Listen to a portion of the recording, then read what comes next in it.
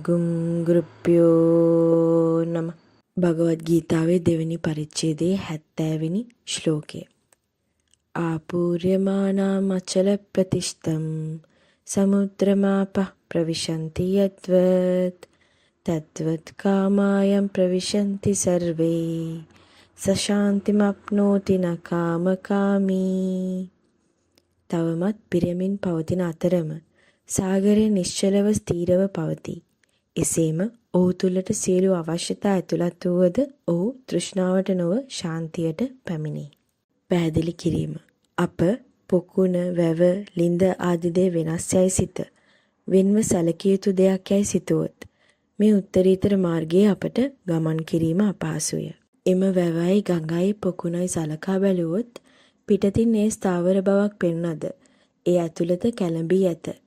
භෞතික පුද්ගලයාගේ තත්වයද මෙයයි. ඔවුන්ගේ ජීවිතය දෙස බලන විට එය ස්ථාවරයයි පෙනුනද ඔවුන්ගේ අභ්‍යන්තරය ඉතාමත් අස්ථාවරය. නමුත් අප සාගරයේ සලකා බැලුවොත් එය නිශ්චලව ස්ථීරව පවතී. සාගරයට ඕනෑම දෙයක් පිළිගත හැකිවනු ඇත. එය ගංගාවක් හෝ වැවක් වුවත් වෙනසක් නැත. ඒ කුමක් වුවත් ඒ සම්පූර්ණයෙන්ම පිළිගෙන ඒ විසිරුවා හැරීමට මහා සාගරය සමත් වෙයි. යමෙක් ආත්ම අවබෝධ මට්ටමට පත් වූහොත් එම පිළිගැනීමේ හැකියාව ඔහුට තිබේ. ගුරුගේ හෝ මුනිවරයෙකුගේ මට්ටමින් සලකා බැලුවොත් කුමන විෂයන් ඔවුන් වෙත පැමිණියද ඔවුන්ට සියල්ල තුළ ශාන්තිය හා ස්ථාවරත්වය පවත්වාගෙන යාමට හැකිවනු ඇත. මෙහිදී සිත ප්‍රඥාවේ තත්වය ඇති කෙනෙකුගේ ගුණාංගය සමග සාගරයේ සැසඳේ.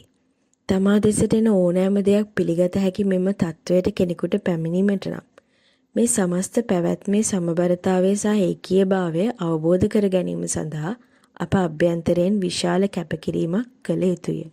අත්හැරීම යන්නෙන් අදහස් කරන්නේ ඕනෑම විෂයක ස්වභාවය කුමක් වුවත් සෑම දෙයකම අප තුළ ඇති පිළිගැනීමේ මට්ටම නොවේද? නොඇලීම හෝ අත්හැරීම යනු දේවල් ප්‍රතික්ෂේප කර ඒවා ඉවත දැමීමම නොවේ. එයින් අදහස් කරන්නේ අප ඉදිරියේ එන ඕනෑම තත්වයක් උදෙසා එහි ස්වභාවය කුමක් වුවත් අප තුළ පවතින අභ්‍යන්තරයේ සමබරතාවය ඇතුව පිළිගැනීමට හැකි මට්ටමයි. මේ ආකාරයෙන් සියල්ල පිළිගැනීමත් සමග අපට අභ්‍යන්තරයේ සමතුලිතතාවය දැනෙන්නට හැකිවන අතර අපගේ මනස සහ ශරීරය ඇතුළු ජීවිතයේ සෑම අංශයක්ම එම සමතුලිතතාවයේ ස්වයංක්‍රීයව වාසය කිරීමට පටන් ගන්නේය. අපි බොහෝ විට මෙම සිත ප්‍රඥාවේ තත්ත්වය වැරදි ලෙස වටහා ගනිමු. මේ ආකාරයෙන් ජීවත් වන තැනැත්තා සමාජයෙන් ඈත් වී හුදකලාවේ වාසය කරමින් පමණක් සියලු තපස් භාවනා ආදී සියලු දේ කරමින් ජීවත් වන කෙනෙකු බව අප සිතන්නේය. අප අපගේම සංකල්පයක එම චරිතය සිර කරමින් අප අභ්‍යන්තරයේද එම උත්තරීතර ස්වභාවය හට ගැනීමට ඇති බාධකයත් අපම වන්නේය. අප තුළ ඇති මෙම අවිද්‍යාව ඉවත් කිරීම සඳහා භගවන් මෙහි එවැනි පුද්ගලයෙකු සාගරයකට සමාන කරයි. ජලයේ විවිධ ස්වරූපයන් හරහා සාගරයට ගලා යයි. එසේම සිත ප්‍රඥාව ඇති පුද්ගලයාට භෞතික කර්ම සහ අධ්‍යාත්මික කර්ම ආදී සියලු ආකාරයේ කර්මයන් ඔහු තුළට ගලා එන නමුත් කිසිදු ભેදයකින් තොරව ඒ සියල්ල පිළිගෙන එයම සම්පූර්ණ කර ඒ සියල්ලක් හරහා නිර්නාමික පුද්ගලයෙක්සේ ගමන් කිරීමට ඔහුට හැකිවේ. මෙවන් ආකාරයෙන් අප ගමන් කරන විට ජීවිතයේ පිළිගත යුතු සියලු දේ පිළිගනිමින්ද ප්‍රතික්ෂේප කළ යුතු දේ ප්‍රතික්ෂේප කරගනිමින්ද ඇලුණු ආකාරයෙන් සංග්‍රහ කළ යුතු සියලු දේ ඒ ආකාරයෙන්ද නොඇලුණු ස්වභාවයෙන් ගනුදෙනු කිරීමට අවශ්‍ය සියල්ලත් ඒ ආකාරයෙන්ද සැලකීමට අපට හැකිවන්නේය. එවැනි පුද්ගලයෙක් උත්තරීතර මාර්ගය සාක්ෂාත් කර යුතු වන්නේ උදාහරණයකට ප්‍රේමයේ මාර්ගය නම් ඒ එසේම වනු ඇත. ඒ යුද්ධයක මාර්ගයෙන් විය යුතු නම් ඒ එසේම වනු ඇත.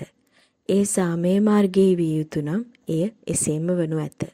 ඒ සම්පූර්ණ නිශ්ශබ්දතාවයේ මාර්ගයේ තිබිය යුතු නම් එය එසේම වනු ඇත.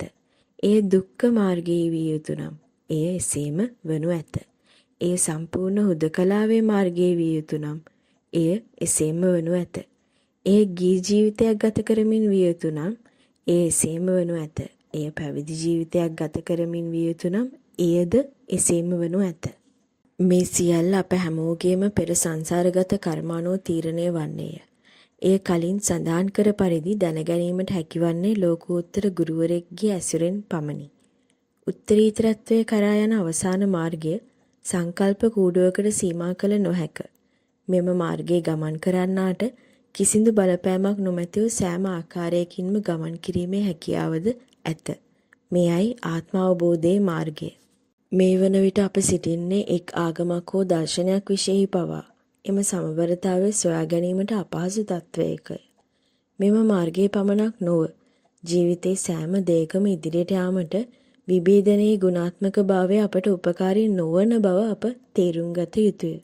නමුත් අපි හැමෝම මෙම ඒකාත්මිකත්වය ගැන හොඳින් දන්නවා. අපි දැන් දශක සහ යුග ගණනාවක් තිස්සේ ඒ පිළිබඳව කතා කරන නමුත් අපි සෑම විටම ඒ ජීවමාන කිරීමට අසමත් වී ඇත. මෙයට හේතුව අපි මේ ගැන කතාවෙන් සහ සිතුවිලි මගින් පමණක් ක්‍රියා කරමින් සිටියා මිස කිසිසේත්ම ඒ උදෙසා සැබවින්ම ක්‍රියාසිත පහළ කරමින් ක්‍රියා කරේ නැත. අප වෙනස් කිරීමට යම් ක්‍රියාමාර්ගයක් ගෙන තිබුණද ඒ බාහිර ලෝකය වෙනස් කිරීමට පමණක් මිස අපව වෙනස් කිරීමට නොවේය. සැබවින්ම මෙම උත්තරීතර ගමන අප අපගේම අතින් අල්ලාගෙන යන රහසිගත ගමනක්ය. එබැවින් ඒ හා සම්බන්ධ කර යුතු සෑම දෙයක් ගැනම අපේම දරුවෙකුට මෙන් ඉතාමත් සැලකිල්ලෙන් සැලකිය යුතුයි. මේ සියල්ලක් හරහා සියලු ලෝක සත්වයාගේ විමුක්තිය පිණිස මාර්ගය විවර කර දීමට ගුරු සහ ගුරුගේ ශිෂ්‍යයන් වන අප ඔබගේ මාර්ගයට ඔබ තුළ ඇති කැපකිරීමත් සමග මඟ පෙන්වීමට සූදානම් වී සිටින්නෙමු. පහත දුරකථන අංකයෙන් අප හා සම්බන්ධ විය හැක. 074 280719 ගුරුගේ ආශිර්වාදය ඔබ සැමට. ගුම් ගුරුප්‍යෝ නමः.